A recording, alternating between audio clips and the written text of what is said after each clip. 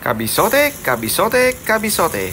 Iibahin natin yung atake para sa dish na to at titingnan natin kung magbibigay pa siya ng another layer ng flavor. I-sear lang natin yung giniling. Huwag mong gagalawin for 1 minute para magkaroon siya ng browning, kabisote. Then flip mo lang para sa kabilang side. Igilid mo lang yung giniling tapos mag-isa tayo ng aromatics, bawang at sibuyas.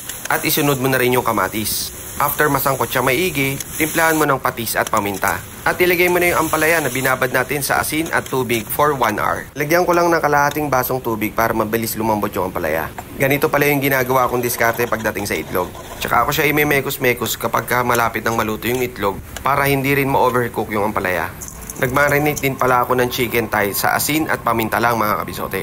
Then, deep fry na natin siya.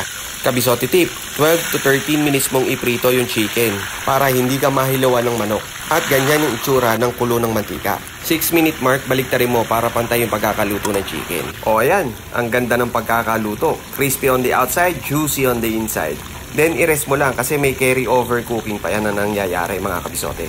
O ayan, ayos na yung ampalaya con fried chicken natin mga kabisote. Kung nagustuhan mo o nakatulong sa iyo ang video na to, paki-follow, like, and share mo na rin para makatulong din sa iba ang mga simpleng recipe ni kabisote. Paki-comment mo na rin sa baba kung taga saan ka para mabati rin kita sa mga susunod na video natin.